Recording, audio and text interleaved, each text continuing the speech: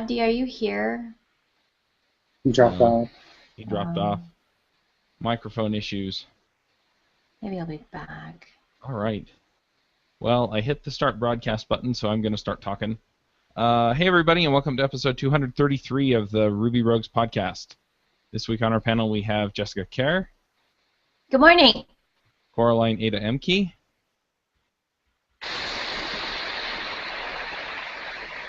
I'm Charles Max Wood from DevChat.tv, and we're going to start out talking about onboarding new developers.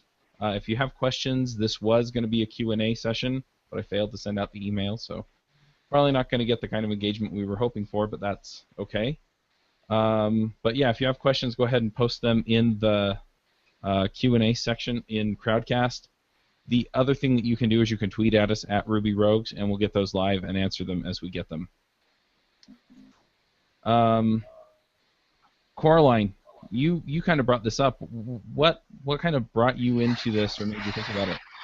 Well, I just started a new job. I'm working at HealthBench now, which is a company that makes software for automating a lot of workflow processes for doctors and nurses. So having just gone through an onboarding experience, I've realized how critical it is that that onboarding experience be as positive and productive as possible. And I wanted to see if other people have some ideas on how to make that a more effective sort of thing, and also talk about what some of the challenges are, both from the person who's being onboarded and as the engineers doing the onboarding. I can tell you how not to do it. I've been through that a few times. Yeah.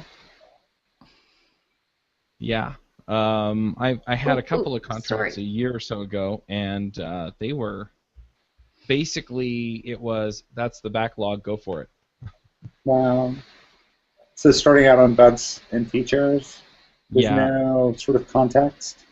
right. You know, somebody spent a half hour walking me through the code, and then, yeah, and the other thing was everybody kind of does different parts of the system, so talk to somebody before you actually pick up a feature. So it wasn't even that I could just pick up a ticket and run with it, or pick up a story and run with it. It was actually just, Talk to all yes, these people or one of these people that you don't know who it is and you've barely met them.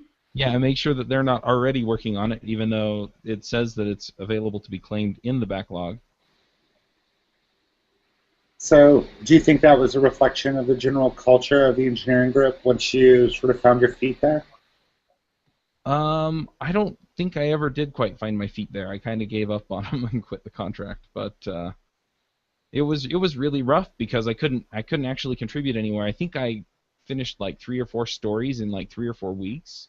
So they weren't happy with me because I wasn't contributing, but I'd get halfway done with the story, and then somebody would jump in and say, "Oh, I've already been working on that." Oh, yeah, I've been there too.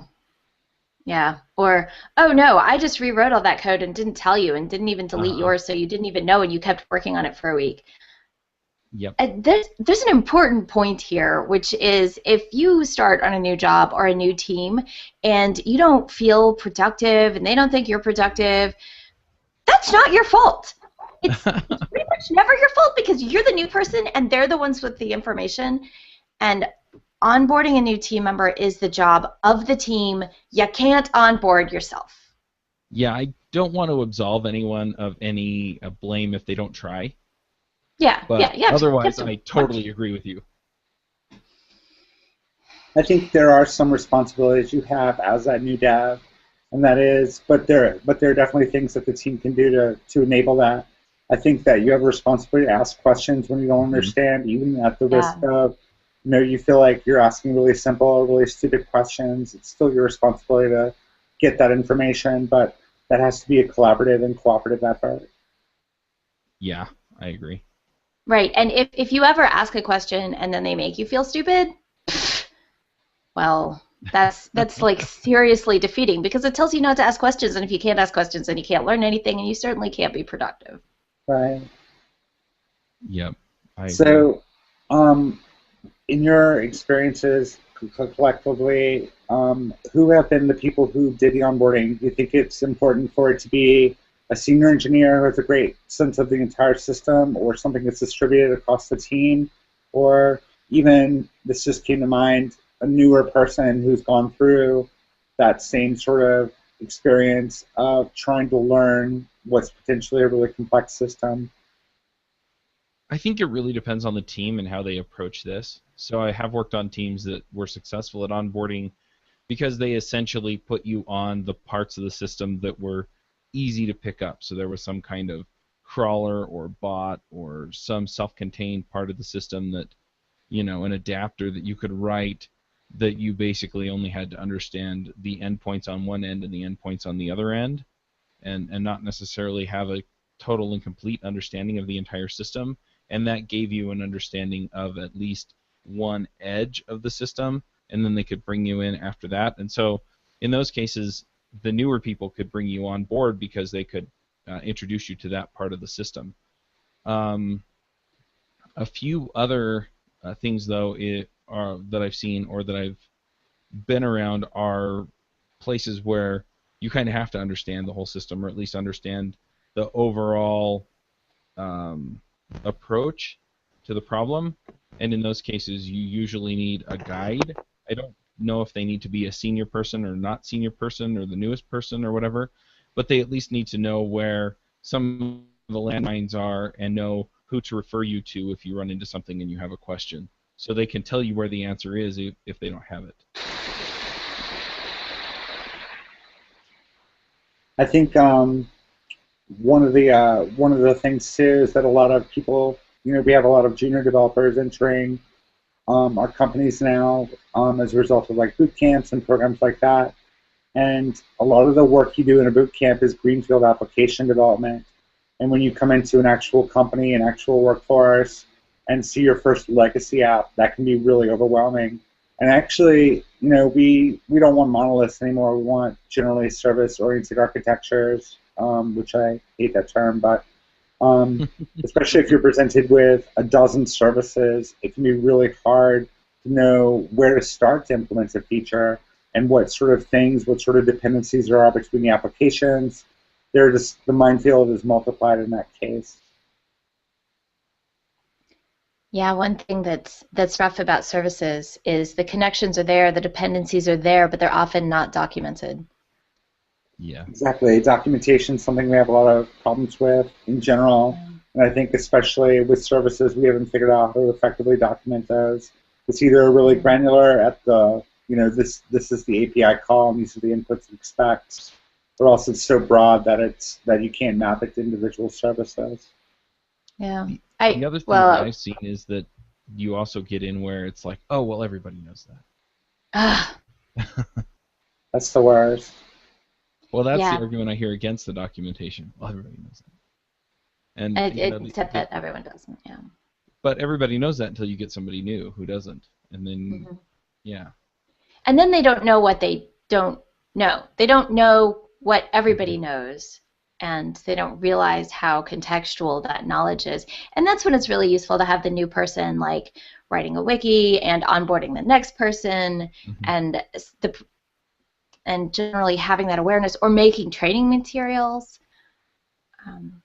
So I joined Stripe 4 weeks ago, so I'm also onboarding still. And Stripe has like 10 new employees a week.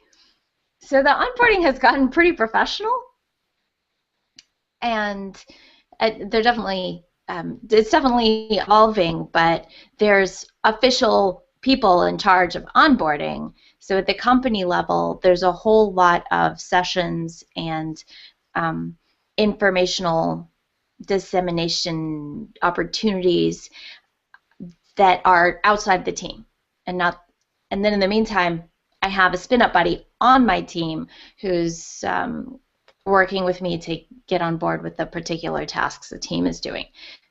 Now, in this case, there's so many new employees coming on all the time that onboarding is clearly a first-class activity. Right. That it just helps that it's that obvious, because onboarding should always be a first-class activity. Because it's kind of like if you don't have deployment automation, then any change is going to be painful and you're not going to make any changes and your software won't get good as quickly. It's the same thing. Your team can't grow and your team can't get better quickly until you prioritize onboarding and training. I think maybe one of the challenges is that as developers, we tend to focus on the technical details and not recognize that software is essentially a people problem. And onboarding is one of those areas where that becomes really, really clear, that it's more about getting the person comfortable, getting the person to be a contributor, and maybe less about the mechanics of the code. Yesterday, I asked one of my teammates if I could just like sort of shadow her and just watch what she was doing, and for a couple hours over video chat. And she was like, yeah, sure. And then she was working on something. She's like, I actually have no idea how to do this task.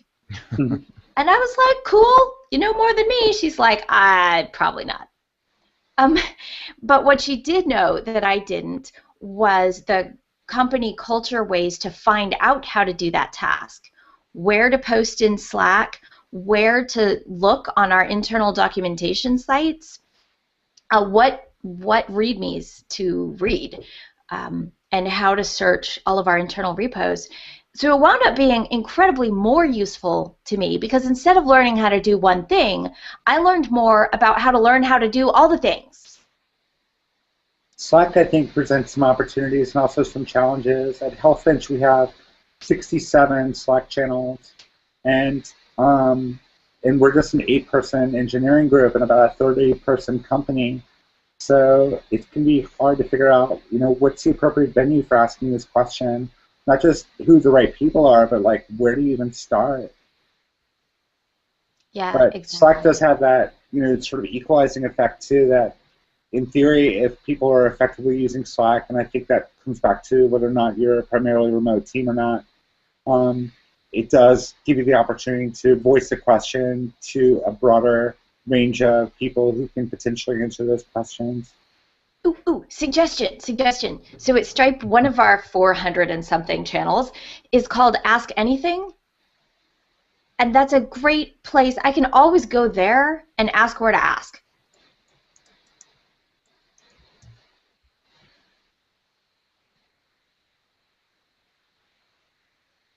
Yeah, that's something that I found that was really helpful, is just having at least a few people who were responsive enough to, take us to the right place and go in the right direction. How do you think the onboarding experience can or should be different for remote employees versus on-site employees? That's really tricky, I've found, especially if you have a team that is mostly all in one place and then you have a few remote people. If you're going to do that, you have to make remote the remote communication channels the primary channels. Otherwise, you're just going to have somebody that's sitting out there in La La Land who isn't connected with the team. They're having conversations in the hallway. They have an impromptu meeting on the couches, and then 3 weeks later you're going, why the heck are you doing that? We all decided we were going to do something a little bit different. And then it turns out nobody told remote guy.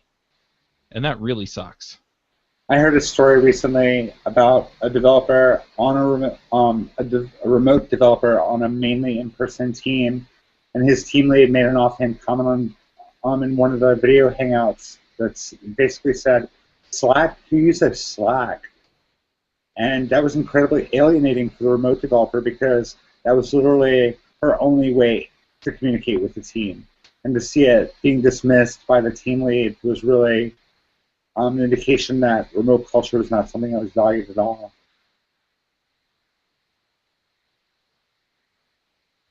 That's really sad. Yeah, and I think that beyond onboarding, if you're going to have a remote culture, you have to do away with those ad hoc meetings. You have to make sure that things are at the very least documented, if not, always collaborated on via video chat or via Slack or whatever other channels are available to you. So I don't know, I almost wish that as part of onboarding, you could make a decision as to, is this really the company for me, in a way that was, not impactful to your career. I wish there was a trial period so that you could sort of feel each other out and say, is this person going to be a good contributor, and is this company actually going to support me in my development endeavors? So I wonder if like a contract to hire thing for remote developers would be helpful so that both the company and the developer could test each other out. Mm-hmm. But there's another challenge with remote that I've noticed because I am remote at a company that's mostly on site, but my team, there's only one of us on site, so we're practically all remote. So it's kind of a hybrid situation. But I've noticed that starting out remote and we like don't have a lot of structure. It's very pick what's most important and work on that, and here's a bunch of information so that you can determine what's most important. I'm really struggling to get into the rhythm of what is it like to be remote at Stripe. So I've like started asking people if I can shadow them and like see how they work, but I kind of feel like part of onboarding is getting into the socio-technical system that is the code plus the coders, that is us plus the code we work on, and when we respond to the code and change the code and it gets better, and that's awesome. But coming in from outside, I'm not part of that yet. I guess the other side of it would be adopting a new technology. I love that term, socio-technical system. I think that's really a valuable perspective on what you're expected to be part of as a developer. Yeah, I got that from Michael Nygaard. So Nice. I need to know the people who to ask to find the place in the code, and I need to be able to ask both the code and the people questions. But as I contribute, as I write code, or as I troubleshoot code, I'm becoming part of that system and I'm integrating myself. But I'm kind of like, don't stress out, Jess. Yes, you don't know what you're doing yet, and you don't know what to do next, but you're going to get there as I work my way into that system. One interesting thing that I've seen done by several companies now is measuring the time to first commit to production or time to first deploy to production. And I'm interested in hearing people's thoughts on whether that's a valuable metric and whether that's a valuable objective to have as a new hire. I'll talk about Stripe again. On our first, I think it was my second day, every engineer deploys to production, and what they deploy is their little entry into the hard-coded data that feeds, I think it's about.stripe.com, or the little public-facing website that shows everyone who works at Stripe. So we sort of push ourselves into production immediately. So we've technically done a prod deploy very early. That's empowering. I made my first commit to production on my third day. So I started on Monday and got code actually deployed to production on Wednesday, which felt really good. But I think that in some places it's kind of an artificial measure. Like, I don't know, what you described at Stripe, Jessica, seems to me as not to be really critical, but a little bit contrived. Like, it's a milestone that you can say you hit, but is it really adding value? Oh, totally. Should the measure actually be, when are you adding value to your application environment? I think that might be like an objective measure of what the onboarding process, how effective the onboarding process actually is. Like, how quickly can you become productive given the circumstances that we put you in as a new dev? Maybe if you measure value in a lot of different ways. That's true. Because there's a lot of different ways. I wonder, Avdi, if you have any opinions on whether there's a lot of things in common between onboarding onto a team and onboarding onto like a project, maybe an open source project that people collaborate on, that we want to continually bring people into. Yes, both processes suck. I mean, we talked about remote onboarding. Both processes are full. Both processes are full of those horrible tasks that everybody gets out of the way the first time, thinks this is terrible, somebody should document it, and then immediately forgets about it because because they've gotten over that hump and they have work to do. So,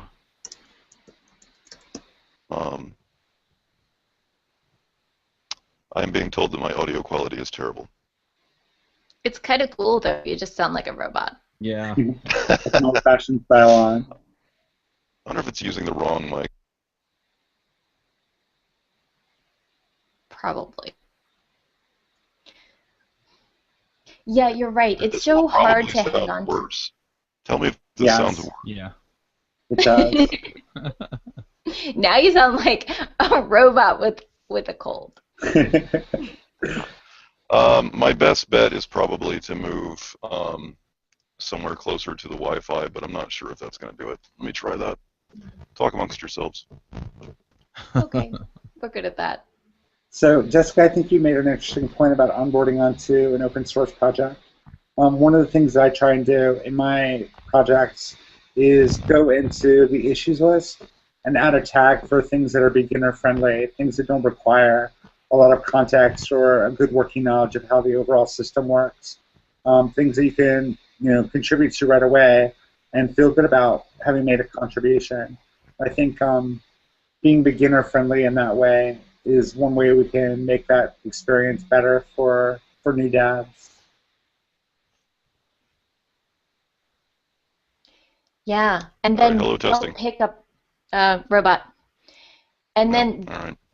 as a team member, don't pick up those tasks without asking the new devs whether they're already working on them. Yeah, I think what I ask for in my open source projects is for people to claim the ticket, just add a comment that says, I'm working on this. And then I have, then we're not duplicating effort. I've had situations where 2 people worked on a feature and I had to pick between pull requests.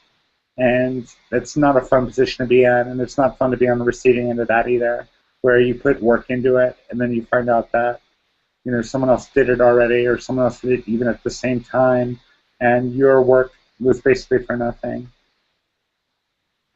Yeah, that sucks. That can be really discouraging. And you talked about that same situation happening in the workplace, Jessica. Is that something that you've actually experienced? Oh, well, Chuck was talking about having Okay, started that's right. tasks from a list and then told, and I have also experienced that with like team members who were more interested in plowing ahead than in collaborating with me.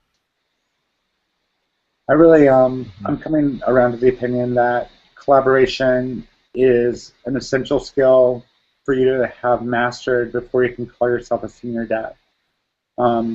I don't think we focus enough on the social aspects of coding, and we need to adjust our expectations of what it means to be senior.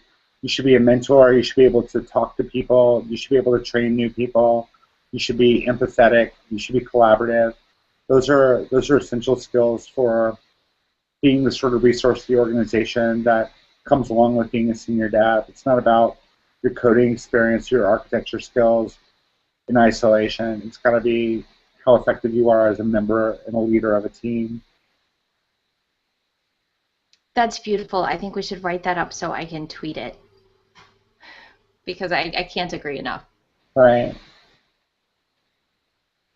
My last job, we did a lot of thinking about what it means to be a senior dev, and unfortunately we had a lot of disagreements about what that meant, especially being a senior dev who was remote and not adjusting the expectations for some of the relationships you can form with people in a larger organization when you are remote. So here's an interesting point. A lot of orgs are moving toward multiple tracks of advancement. You've got the management track and the individual contributor track. But I think you bring up a point that what a lot of people think of as individual contributor is code, but there's somewhere in between that is not management, but it is technical leadership, and involves bringing the rest of the team up and being that communication hub and collaborating and hooking people together and being really good at communication, as opposed to just writing good software on your own when you have a project that you can just ignore everybody relatively. It's degrees. So when we call the track individual contributor, what?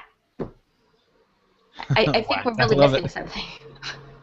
So I can jump in here a little bit because and David and I talked about this a few weeks ago on this show, where one of the first things I did when I was onboarded at crimereports.com was set up the CI machine.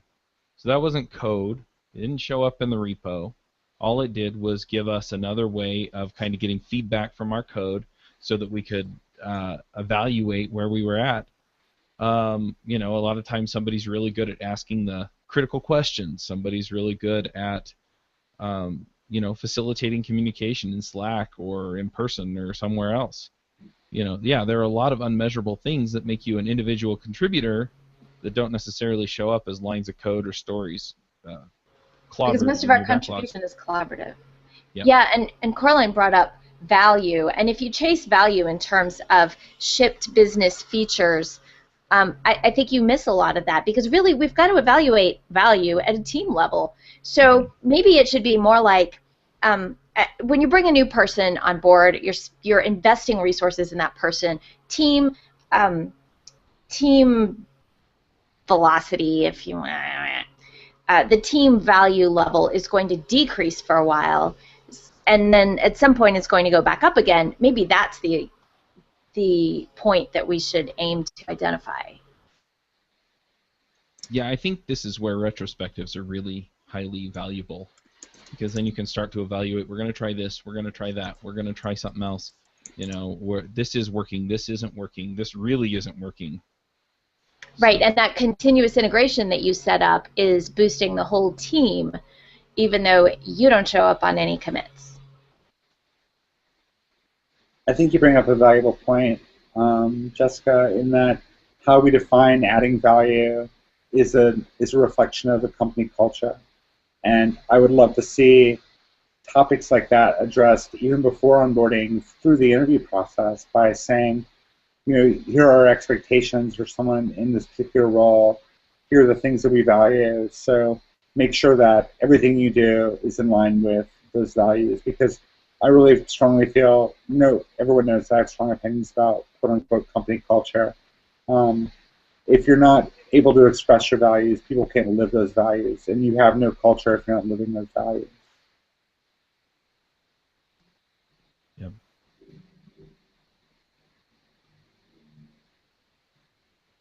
So I think communicating those values, and I don't mean a mission statement, I don't mean an objective that some committee has written up, but communicating those and showing someone the way to act according to those principles should be a critical part of onboarding as well. I think it's just as important as understanding where in the code base you should make the change. Absolutely, and if you think those values that you shouldn't have to express them, that people should just pick them up, well, great. Your computer should just know what to do, and you shouldn't have to tell it in code. I've been waiting for that headband I put on my head, and then I can just think into my machine. Let me know how that works out for you, Chuck. I haven't gotten one yet. I want one.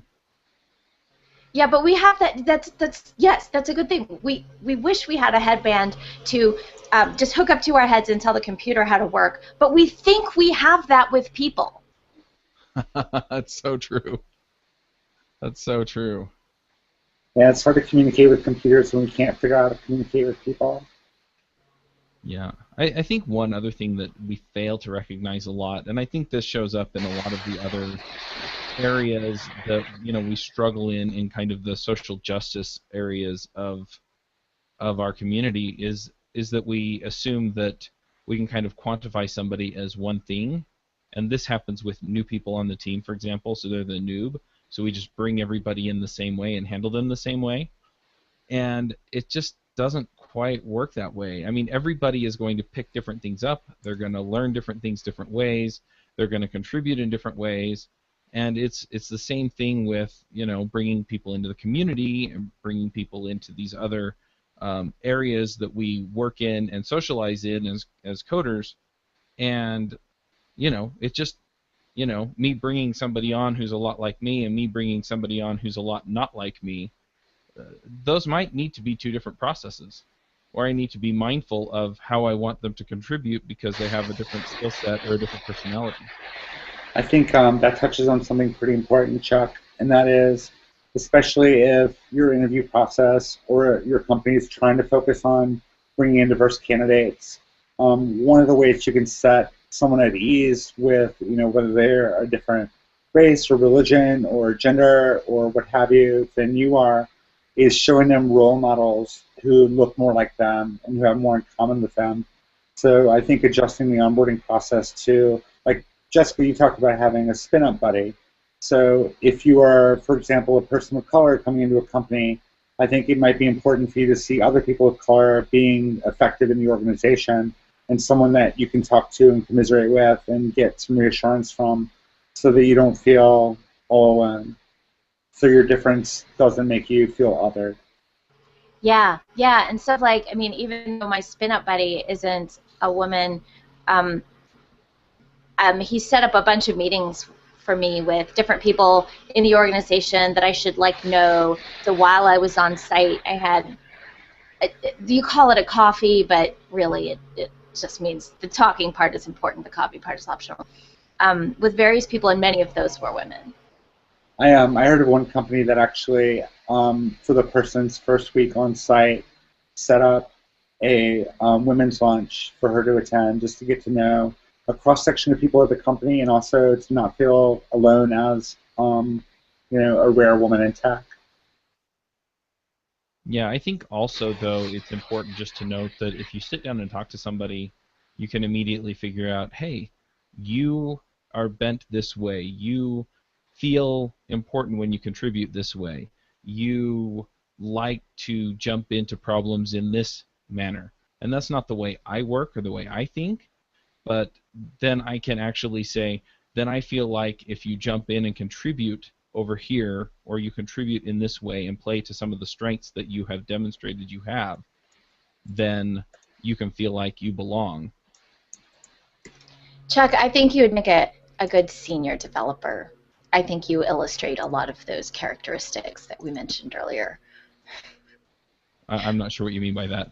I'm saying that the way you're talking about, noticing how a person works, noticing where they contribute, noticing how they learn and how they react to different learning things, that's exactly the kind of characteristics that I want in a technical leader. Mm-hmm. Yeah, well, I've done that before, and I've had that work out. I've also made the mistake where I assumed that somebody was just like me, and then had it blow up in my face because it turned out that they really weren't. Or just like somebody else who is different from you, but really they're in their own category. Mm-hmm. Yep. Abdi, how's your mic? Let's try this one. Woo! Oh, you sound good. Huh. You sound almost as good as your Siri looks. Yeah, it's hard to beat that. Am I loud enough? I have it on a kind of a low gain level. Yeah, you sound good. Okay, cool. Finally found a microphone that Hangouts actually gets along with. Great, so tell us what we got wrong. Nothing. You're all great. We could be great and wrong at the same time. You could be greatly wrong. Actually, I think, Chuck, you mentioned something earlier about people not just falling into one category. One way to go with that is a person can be really good at one thing and really bad in another way. And people just, just because you like somebody doesn't mean they're great in all situations. That's another thing that I've seen be problematic. It's not specific to onboarding in any way, but in general in organizations. What do you mean that person was mean to you? They're nice. They must never be mean. You must be wrong. That just reminds me, my wife used to be a preschool teacher, and, inevitably there'd be one kid that would kick up a real fuss periodically. And she'd have the parents come in, and they'd be like, oh, my Johnny would never do that. you know, where everyone has this perception that they're the nice guy or the nice girl or the bad guy or the, you know, the mean person or whatever, and it's like, you know, it's like that's not been my experience with them, but It's kind of the reverse of fundamental attribution error. Of you get an opinion about what kind of person they are, and then you can't even see or believe Yeah. behaviors that would contradict that opinion. yep. Yeah. So that's tricky about onboarding too, is you get first impressions, you get short experiences, and it's easy to like start putting people in categories and deciding they're not useful here or they belong over there, when you really the team and the person are still exploring each other. And I think you're under so much pressure when you're new on the job. You may not be at your best because you may be really stressed. You may be hyper-focused on what people are thinking of you and trying to second-guess the values that they will, the attributes that they will value the most. So you're not necessarily really being yourself in that circumstance. Yeah, Yeah. that's true. I Yeah, think, so go. I think a lot of communication plays into that. I mean, you have to be talking, because otherwise you're gonna make those mistakes. You're gonna make a poor judgment, and you know, on the other side, yeah, you have to make people feel like you hired them to be them and not somebody else. Sorry, what were you gonna say, Jessica? Something about when you first meet someone, keep your impressions flexible. Mm-hmm. Definitely. Do you think that onboarding could benefit by reusing some of the time of the same people who are involved in the interview process? Because maybe they have a little bit more context about your background and where you're coming from, and they've seen some of your personality and some of your actions. In an even more high-pressure environment? That's clear. But The other that's issue that's is doing interviewing wrong, which is a whole other topic. Yeah, I was Well, this going to is say what- that all depends on how good your interview process is. You know, because you may not have even gotten the right information to begin with. You mean a resume is not enough? Only if it's really, really, really, really long. I have a 4-page resume with pictures. Awesome. It's pretty Illustrations. Yeah, actually, I kind of feel like I'm almost cheating when I come into a company now, because not everybody, but some people there already know of me. That's an advantage. I mean, people have a first impression of us as like Ruby rogues Mm-hmm. before we arrive, and oh my God, that helps with the pressure. I'd agree with that. I think that's something that I'm hesitant to talk about because I don't want to come off as, you know, kind of bragging about it or whatever. But I definitely have met people who have a good sense of who I am based on the visibility that I have in the community. But that also brings with it a lot of pressure to live up to those expectations. Yeah, there's that. We have editing on Ruby Rogues. I don't always sound smart. I can't edit myself in as real much time. as bragging is like calling out my own privilege.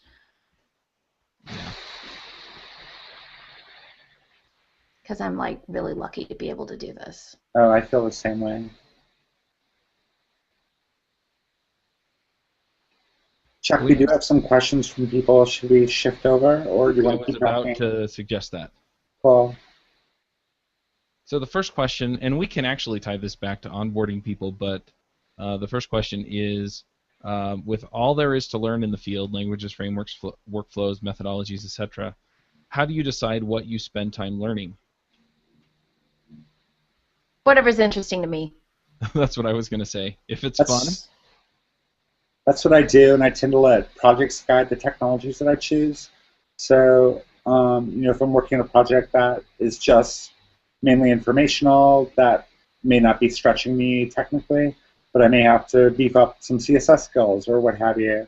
But I think it's also valuable to learn, like, get a sense of where your company is going with technology, and maybe engage in side projects that will bring you some familiarity with those. Yeah. With those new technologies. The other one that I pick is, I know absolutely nothing about that. and I go pick those things. Yeah, there's a second category besides, wow, that's interesting, I want to check it out. There's the category of objective-driven learning, which is like Coraline said, okay, I really need this CSS to do something that moves this picture out of the top left. That's about the level I'm working on in CSS. And when I hit those questions, I need to do some research, do about half again as much research as necessary. Just go a little deeper so you understand a bit more broadly the concepts you're dealing with.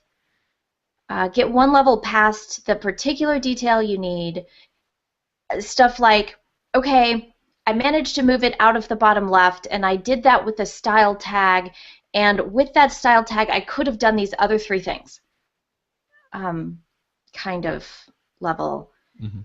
And I'm not passionate about CSS, well, not in a positive sense, but it's useful. So that's driving me to do a little bit of research, but not so much that I give myself a headache. Yep. Yeah, for me, I mean, it really comes down to, is it interesting? Does it give me deeper knowledge in the things that I use every day? Or does it get me back to that beginner status? Because I feel like having that beginner status kind of inspires some creativity for me. Abdi, you have to chime in on this one. He only learns enough to do bite-sized videos about Ruby at a time. Yeah, that's it. I feel like I have a few categories of things that I learn, and there's like, number one, there's becoming adept at a few things. So, you know, I think it's really important to have a few technologies that you're just extraordinarily comfortable with, and so that, you know, when the time comes to tackle a problem, you're like, yeah, I have one tool, I know how to use it for this. You know, so, you know, for me, for years, that technology, one of those technologies has been Ruby. Another of those technologies has been Emacs.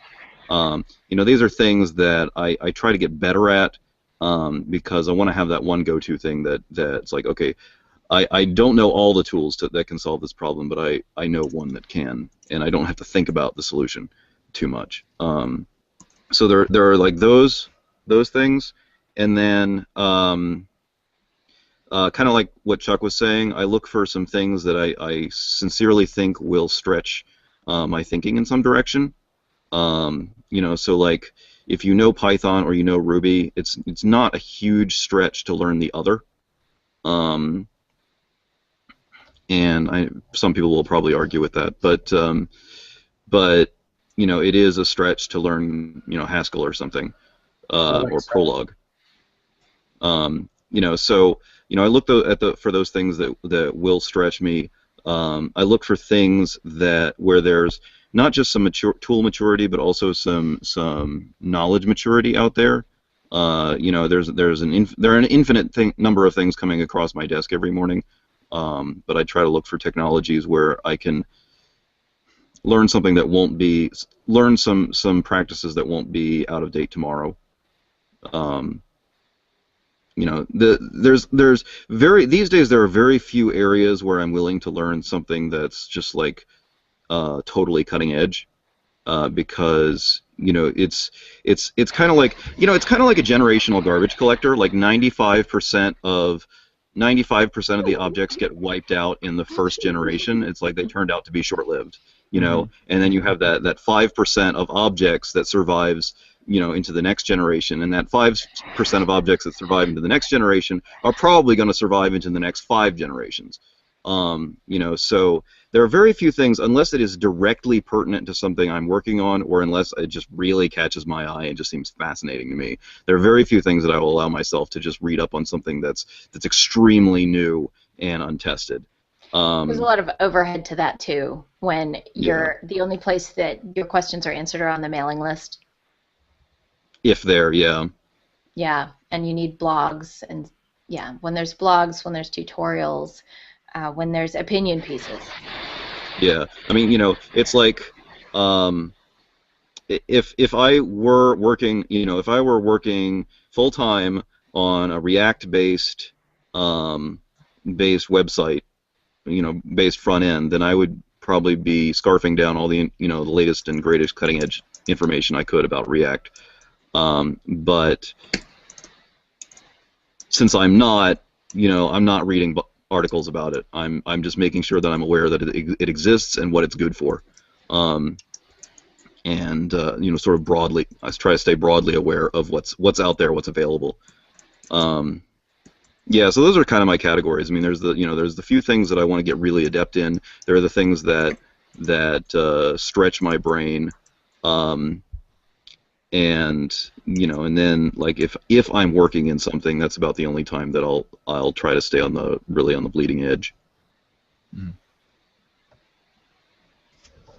And I actually I think I mentioned it on the show a while back, but I actually took my mental list of programming languages to learn and kind of brutally pared it down recently and made a list of like, okay, here are the ones that I think are actually going to make a difference in my thinking, and the rest I'm not gonna say that I'm gonna learn someday. I'm just gonna say I'm not gonna learn them unless a particular need comes up for it.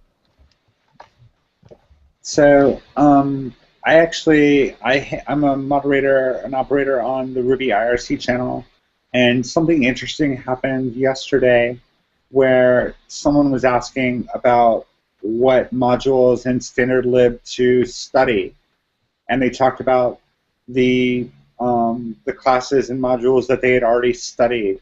So they were making a really systematic survey of the Ruby language, I think, which brings up the question for me of like, how do you learn a new technology? How do you, I guess we're getting off topic a little bit here, but we do have a question out there in terms of code reading. So, Abdi, how do you go about learning something new?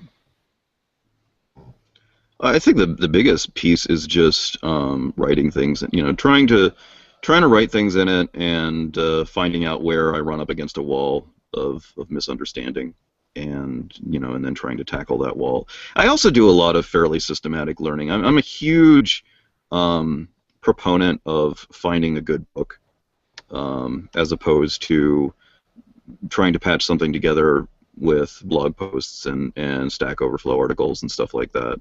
I really, really like stabilized information sources.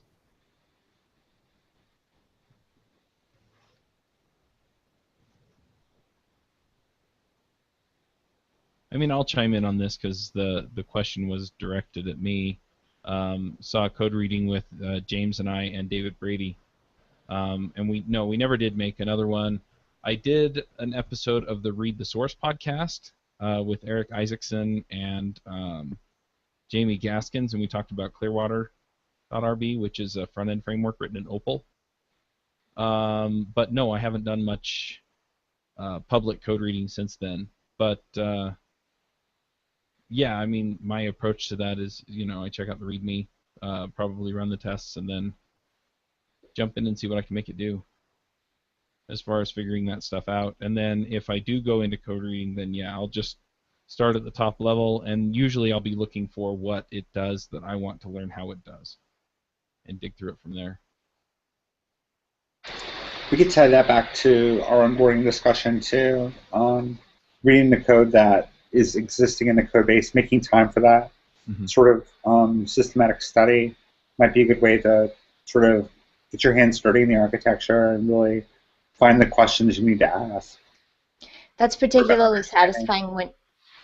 Oh, I'm sorry. Go ahead. Reading the existing code base is particularly satisfying when you're remote because no one can hear me when I curse about how I don't get your WTFs like per minute. Yep. All right, well, it looks like we were kind of winding down on this. Should we do some picks? Sure. All right, I'm just going to go left to right on my screen. Avdi, do you have some picks for us?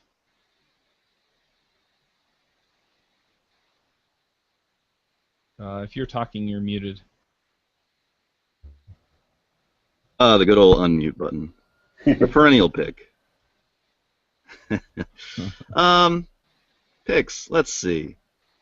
I don't think I got around to picking this one last time. When I do a lot of traveling around and working from coffee shops and stuff like that, and I like my internets to be private when I do that. And for a while, I was using an anonymous VPN for that called TorGuard. I think I probably picked it at some point, but I have had more and more trouble with TorGuard lately, just having really bad connections, and so. I don't know, like a month ago or something, I asked around, and pretty much the unanimous suggestion was PIA, Personal Internet Access, Private Internet Access, I think is what it stands for. And so I killed my TorGuard account, and I got an account with PIA, and it's been working really, really well. So I switched that on when I'm on airplane Wi-Fi or coffee shop Wi-Fi or hotel Wi-Fi to make sure that everything's tunneled through a secure connection. That's pretty rude to hackers, don't you think, Avi? I'm so mean. You are. You know, really though, I feel like it's tough love because I'm trying to make them better. You know, if you don't give them a challenge, then they'll never learn nothing. So. Never get past the script kiddie stage. Yeah, and who likes a script kiddie, honestly? Right. So, yeah, I'll pick one more thing. I feel like people are coming up behind me. No, I feel like I get like an hour every 2 weeks to play video games these days, but I still occasionally do. And one that I've been playing lately is called Darkest Dungeon, and it's sort of a Lovecraftian influenced dungeon hack sort of thing. In many ways, it's like a stripped down dungeon hack kind of game, but they've also expanded it on some unusual axes. Particularly, there's a lot of, it being Lovecraftian inspired. Everybody is always sort of all of the people are always way underqualified for the job, and at the point of stark terror and near death for like most of the adventure. So it's kind of an exercise in like managing your character's terror and stress and assorted emotional afflictions, which is an interesting take on the genre. But I've been getting a kick out of that game lately. Darkest Dungeon. And that's available on Steam, right, Abdi? Yeah, that's on Steam. Yeah. So there's 2 picks. All right, Coraline, what are your picks? Okay, my first one is a gem that I actually am using right now. I'm implementing this at work. It's called Imprint. It's a gem that was released by Living Social. It helps you track requests across multiple log lines or even applications, basically by inserting a transaction ID into your logs, into all your relevant log files, log entries. There's a lightweight class and middleware, rack middleware, to help you set tracing IDs. And the tracing IDs will appear in your app logs and help you relate calls that originate from a single request. And you can even insert that tracing ID that will persist across API calls between applications. So that's pretty cool, and that's coming in really handy if you have something like AppSumo or another log analysis application. It can help you tie information together so you can understand exactly what happened when a given user made a given request. So that's my first pick. My second pick is an article in Research Digest, and the way Research Digest works is they survey research papers that are published behind paywalls and sort of give you a summary of what the research was about. And this one in particular was called The Surprising Truth About Which Personality Traits Do and Don't Correlate with Computer Programming Skills. Not really a snappy title, but it summarizes the work of a researcher named Timo Gnabs, who publishes findings in the Journal of Research and Personality. And what Gnabs did was scour the research literature looking for relevant studies that had measured people's programming ability and measured their personality traits and intelligence and tried to correlate them. So he found 19 studies published between 1974 and 2014 that involved a total of about 1,700 people, 27% of which were women. And his research looks beyond intelligence to examine the role of things like introversion, conscientiousness, openness, disagreeableness, neuroticism as they relate to developer aptitude. The results of the study, I don't want to give away because someone should read the article, but they are surprising if you think of people as resources and not surprising if you think about developers as human beings first. So I'll link to that in the show notes. Wait, we count as human beings? Some of us. Exactly. What kind of beans are we? Can each of us count as more than one human being? Myself contains multitudes. Exactly. All right, Jessica, what are your picks? Okay, I'm going to pick these headphones that I'm wearing right now. They are Talon wireless Bluetooth headset from Firebird, and they just stay in my ears, and they're so comfortable. And I don't hate wearing them, and I can get up and close the window without dragging my laptop off the desk. They're made for exercising, for like running. I even wore them biking, which was probably a bad idea, but they totally worked. Yeah, so the batteries only last about 3 hours, and then you like plug them into your USB port to charge with like a micro USB. But they just work really well and smoothly, and I like them. And you can buy them on Amazon if you want them. Second pick, there's one thing that I've particularly been enjoying lately, and it's a book, and it's a kid's book. Like, they say ages 8 to 12 or something, but it totally goes way younger. And my girls and I have been reading a chapter every night in this series, and it's just delightful. It's called The Penderwicks, and it's a family of 4 sisters and their father. Their mother died when they were little, and they just go on vacation, or they stay at home. And there's like no magic, there's no aliens, there's no zombies or vampires. It's just like ordinary people who are adorable, and they're like little dramas that and my kids get so excited, and I love reading it. The end. I'm going to double down on your pick of reading to your kids.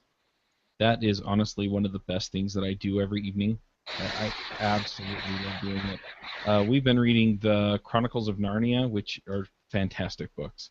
And we just finished The Lion, the Witch, and the Wardrobe. My kids are, pestering me about which one's next and what's going to happen. And anyway, way fun. So definitely going to second that. One other pick I have, and for a long time I really hated LinkedIn, but I'm going to pick LinkedIn just because I've been able to connect with a whole bunch of awesome people on there. Did you finally figure out what it's for? It's for... Recruiter. I don't have a great answer for that other than that I have been able to connect with people on it. Twitter is still more effective for me to connect with people. In fact, as we are speaking right now, I have 109 direct messages I still have to read in Twitter, but that's another tale for another day. But overall, I have been enjoying just, I actually, what I do is I go in and I randomly look up Rails people who are like second connections and just see what they're putting into their profile and what they've got going on. I don't spend a ton of time doing this, but I do some time. And it's just been nice because sometimes they'll see that I looked at their profile and then they'll send me a message or something or want to connect, and then I get to actually interact with them and find out what Rails developers are looking at these days. So You're using it like OK Developer OK Developer instead of OkCupid. Oh, right. I guess. But yeah, so I've made some friends, I've made some connections, and overall I've just really been enjoying the interactions that I've been getting from it. I've also been doing the same kind of thing on Twitter, so that's where I have so many DMs. But it's been really nice just to connect. So if you want to connect with me on either of those platforms, then by all means go ahead and do so. I'll put links in the show notes to those. I also want to quickly pick, I've started a morning routine, and one of the things I do in the morning is watch technical training videos for 20 minutes in the morning. And I have this huge backlog of 2 video series that I have been subscribed to forever, and I've been catching up on them. One of them is Ruby Tapas by Avdi Grimm, and I think I'm on episode 170-something. I'm not sure. I need to check. The other one is Elixir Sips by Josh Adams, and both of those are awesome. And it's really interesting just to kind of have the comparison, because I'm now to the point where they both come out on on a similar schedule, so I'll have one Tapas and then one Elixir Sips and then one Tapas and one Elixir Sips. And they're not covering the same topics, but the approaches are different and the way that the languages work are different, and so it's kind of fun to just kind of get this, okay, now you have to think about this in the functional style, and now you have to think about this in the, if it's a procedural thing in Ruby, like I just watched testing sleep, the sleep call and all that stuff, and there was some dependency injection that went on there with blocks to get the functionality for it to sleep versus count the number of times it slept and things like that. But anyway, so seeing that in Ruby Tapas and just seeing how the different things work differently from each other, and at the same time some of the things that Jose pulled into Elixir from Ruby and how those are similar and how they're different. So anyway, that's kind of my staying a beginner, because I really am a beginner with Elixir, but it's keeping me fresh and keeping me excited about learning new stuff over there. So long-winded picks, but those are my picks. So I guess we'll head toward wrapping up. If you like the idea of us doing a Q&A, then tweet at us and let us know, and I'll see if we can get another one of these scheduled here in a month or so. Chuck promises to send out the email ahead of time. Next time. Yeah. The best way to be notified of that is either to follow Ruby Rogues on Twitter, @RubyRogues, or you can join the mailing list. In the mailing list, you just get emails about the episodes. You get an email every week, basically. If there's something else going on, occasionally I send something out, but not very often at all.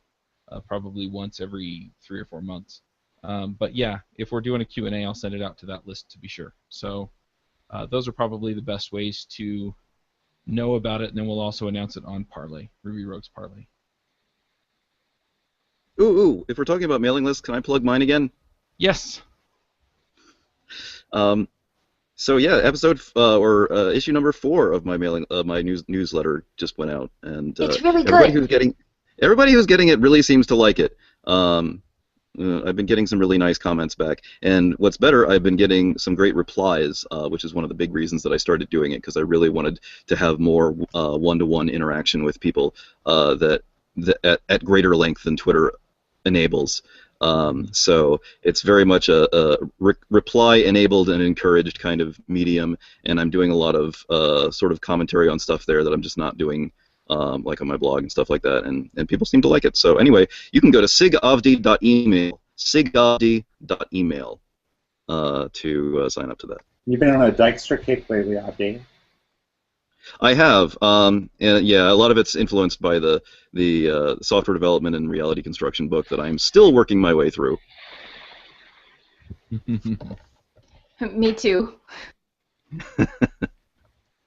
Awesome. All right. Well, I'm going to go ahead and stop the broadcast. Thanks for everyone who watched live, and if you're getting this, I hope you enjoyed it. We'll catch y'all next week. Bye.